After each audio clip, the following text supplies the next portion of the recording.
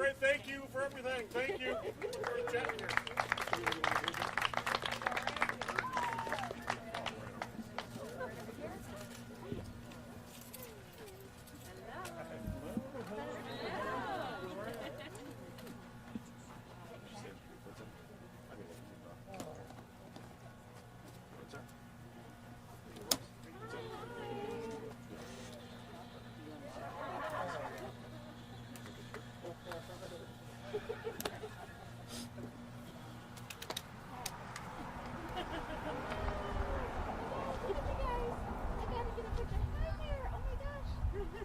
From everywhere, all parts.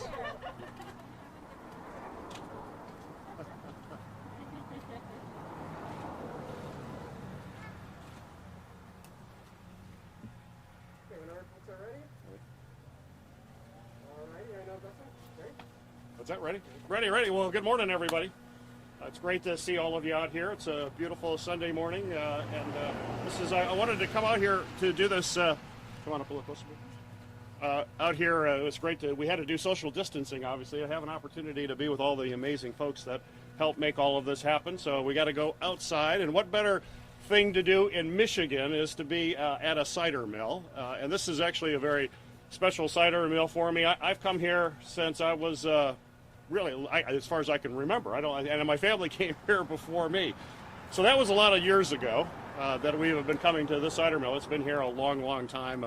A special place for the family. And the other part that's really special about being here is that this road, Orion Road, is my favorite road to ride with my motorcycle. So if you've come here, if you may not be familiar with the area, you can see it's a twisty, turny road. Beautiful Michigan landscape. The trees, they're all changing right now. So when I get time to get away and decompress a little bit, which will hopefully be a little more going forward than it has been the last year and a half, this is where I come. This is where I ride.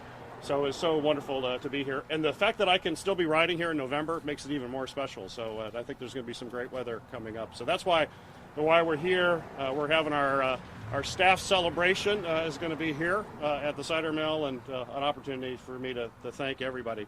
And let me just start with some thank yous, because so many people were involved in making this a reality. And certainly I could never be in politics, have this day to celebrate here today, or just be involved in politics over these years without my soulmate, my trusted partner, and that's Colleen, who's been amazing through all of this.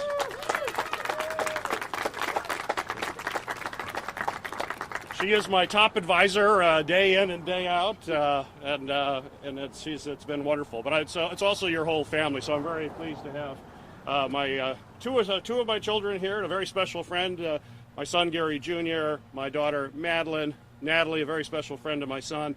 My daughter Alana is in Oregon, but I know she's sending good vibes. She's been following this race very closely over all of this time, and we certainly miss her.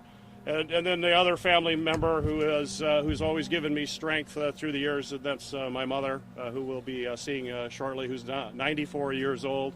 And has been a special inspiration for me from the beginning, and my father as well. But we'll go see him later. It's been always very special for me. But it's certainly the family has been there, and it's also great to have my incredible staff, everybody who worked on the campaign, all of you, right?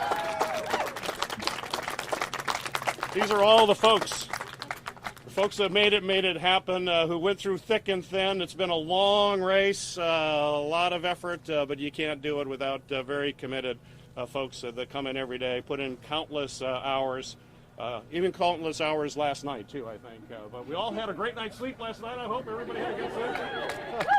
It was a great night last night, and we also wish we could have all the volunteers here, too, but for space, for making sure we do the safe, volunteers aren't here, but just countless volunteers who believed in this race and put in just incredible hours in a different kind of race. It's certainly very different when you're talking about in the COVID world. It's not the same, but everybody adapted really well. We were able to get our message out and work and bring this back. And certainly I also want to thank, obviously, the voters of the state of Michigan for having confidence in me and confidence in the work that I have done in the past and what I intend to continue to do in the world in the years ahead.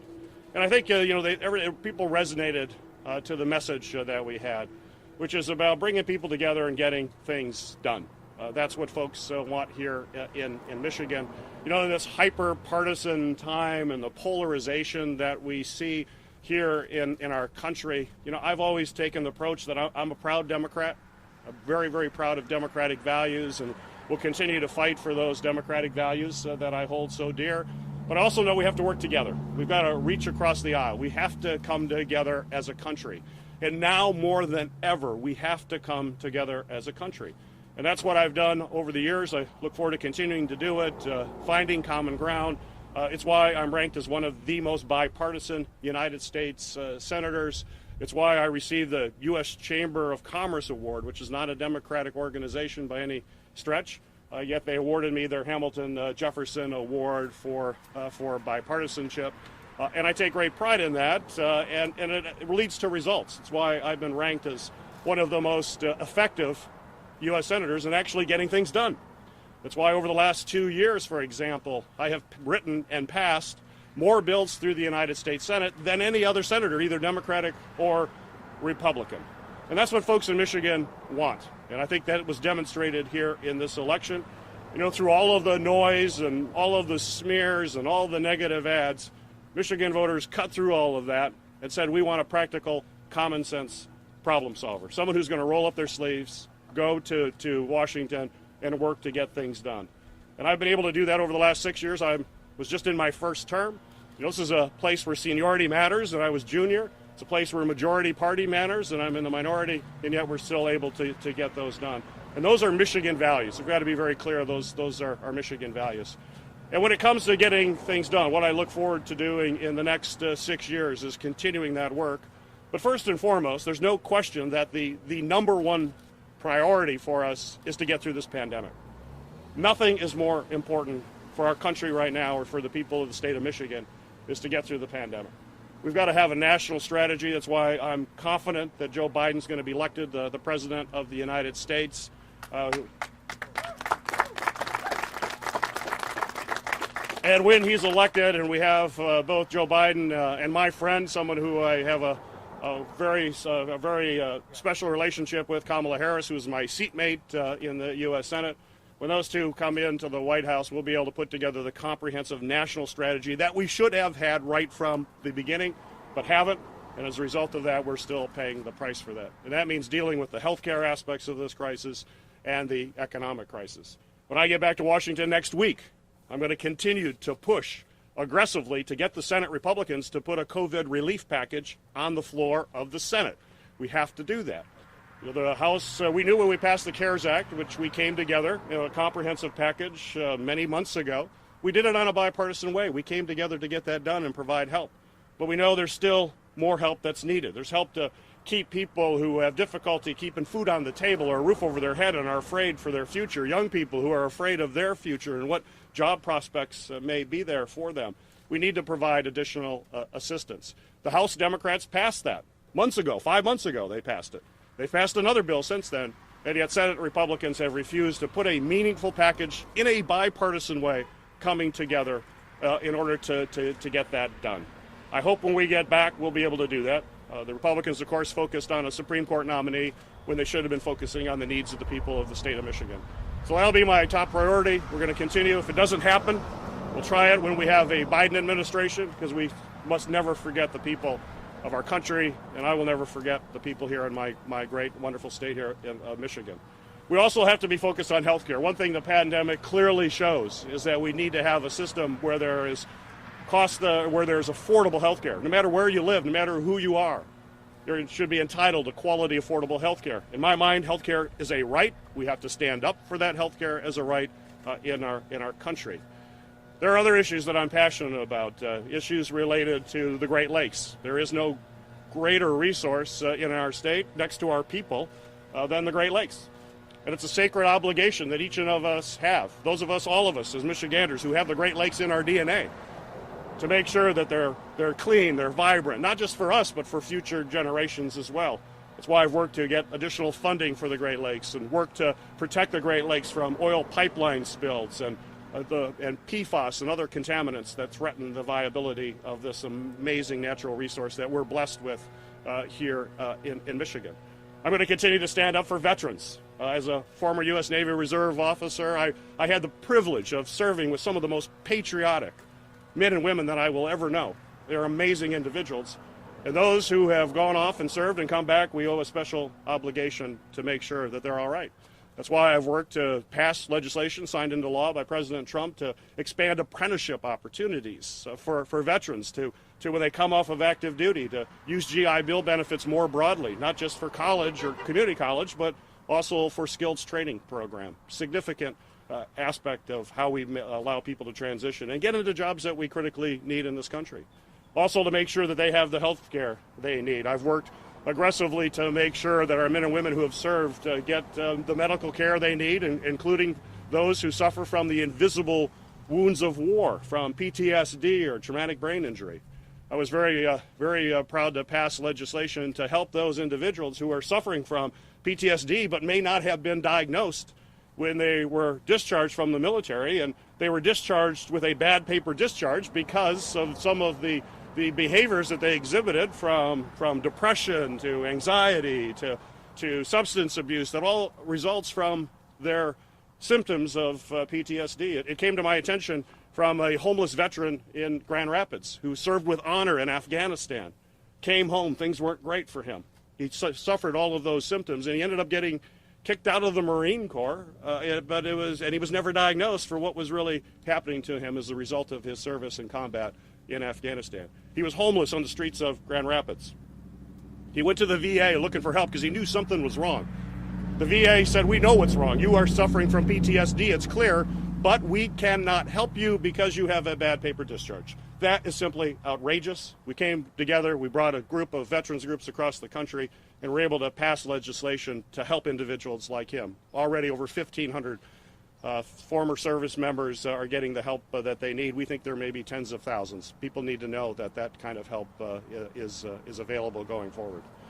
So these are just some of the many issues that I look forward to continuing to work on. And I'll say, I take the job of being a U.S. Senator very seriously. I'm humbled, and I'm blessed by the people of the state of Michigan who have supported me in this race.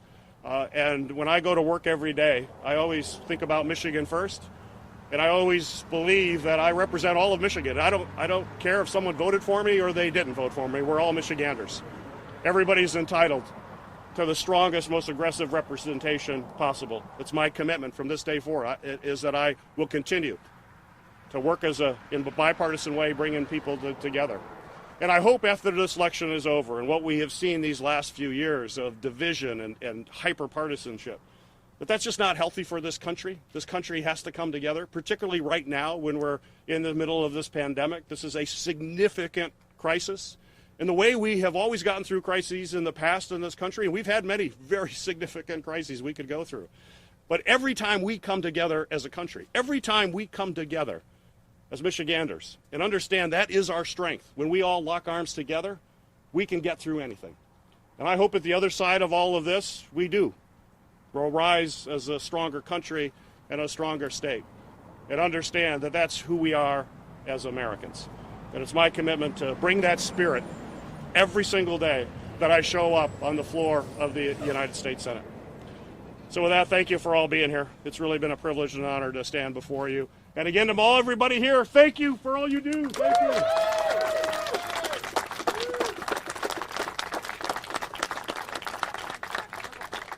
What's that?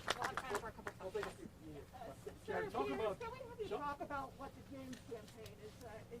So they're alleging that there were irregularities in the ballot counting based on the stuff that's going on at the TCS. Steve Sandler, who may be an advisor for the campaign, has essentially said that James was declared the victor yesterday, and then the ballot counting resulted in So when we did ask him, oh my gosh. Obviously your reaction is very telling there. So we did ask him, about these allegations. What is your response to the James campaign about that?